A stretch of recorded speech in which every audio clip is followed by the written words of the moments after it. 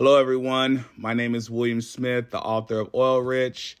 This video is going to talk about the negotiation of Exxon's contract. We're going to highlight ring fencing, we're going to highlight royalties, and why Guyana needs to renegotiate their contract with Exxon.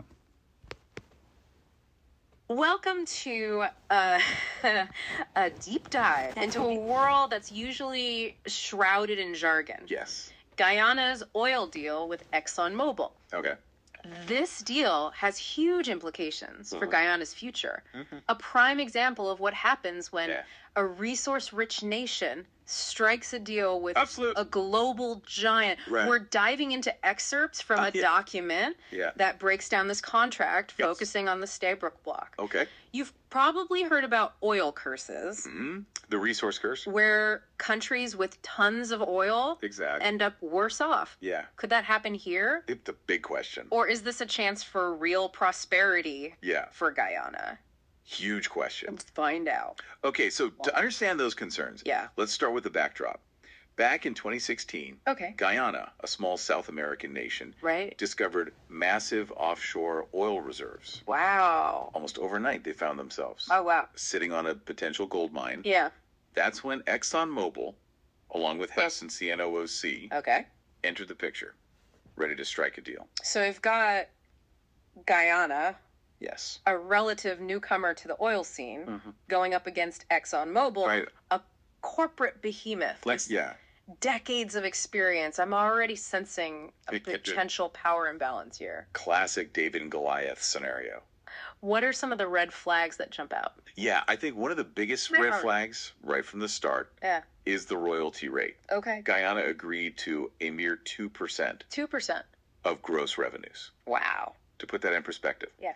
Most oil-producing nations secure royalties between 5 and 15%. Really? Sometimes even higher. Yeah. So right off the bat, you're looking at a situation where Guyana might be leaving potentially billions of dollars on the table. Billions. Over the lifetime of this deal. Okay. 2% does seem shockingly low. Yeah. I'm starting to see why so many people... Not typical. People are raising concerns. Yeah.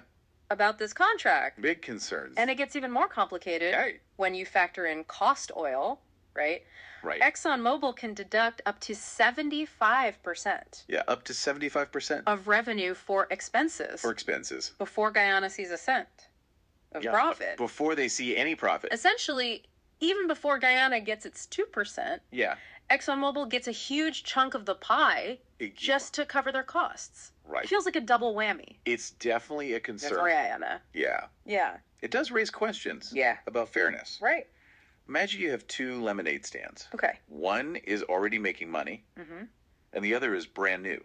Okay. Ring fencing would mean you keep the costs of each stand separate. Right. This contract lacks ring fencing, which means ExxonMobil can use profits from their successful fields to cover the expenses of new ones in Guyana, even if those new fields aren't producing yet. So they're using... they're using different profits from one field. To cover the cost of... To cover the cost of another field. Okay, wow. That could delay the moment. So Guyana is essentially waiting for their lemonade stand to turn a profit. Exactly. While ExxonMobil is using profits from their existing stands to cover the setup costs. The setup costs. Yeah. No wonder people are calling for renegotiation.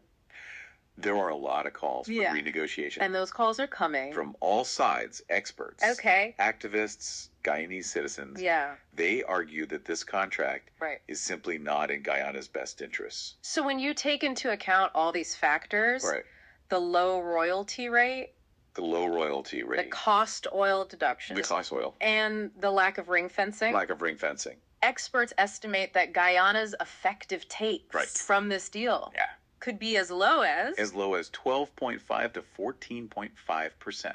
Wow, that's incredibly low. Very low. Now compare that to the 50 to 85%. 50 to 85%. That's typical. That's the norm.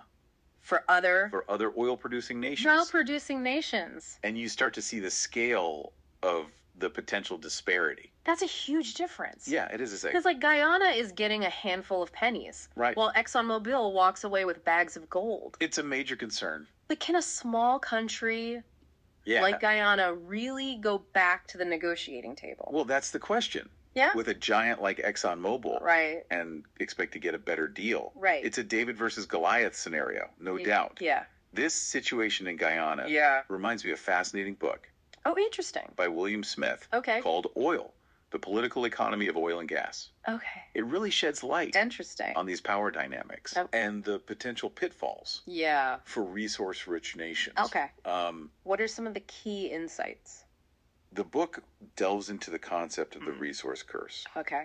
This phenomenon where countries abundant in natural resources like oil often end up facing problems like corruption, inequality, and economic instability. So it's not as simple as... It's not a guaranteed path to prosperity. Come on, yo, get rich. No, not at all. There's a darker side to this. There are real risks involved. Coal resource boom. Yeah. Yeah. And the book really highlights how multinational corporations, with their expertise and financial muscle, can often outmaneuver governments. Wow. Especially in countries that are new to managing resource wealth. Okay. This brings us back to the power imbalance we were talking about earlier. Guyana needs to be incredibly savvy. They need to be very strategic. In navigating these negotiations? Absolutely. Or they risk being exploited? The stakes are high. It sounds like Guyana is in a really precarious position. They're at a crossroads. They've got this incredible opportunity. They have a huge opportunity. For economic growth. For growth. But they're also facing the very real... But also the risk. Danger of this resource curse. Oh, the resource curse, yeah. And there's another layer of complexity here. Oh, no. That we need to factor in. Okay. The geopolitical dimension. The geopolitical... Guyana's oil discovery. Has thrust them onto the global stage. Wow. Particularly in the eyes of the United States and China. So Guyana is not just dealing... It's not just a bilateral negotiation. With a corporate giant. Right. They're caught in a tug of war. We're caught in the middle. Between two superpowers. Of a geopolitical rivalry. Oh, wow. It's like they're on a geopolitical chessboard. Okay. And the stakes are incredibly high. So for the U.S.? For the U.S. This is about securing energy supplies. Energy security is a key concern. Okay.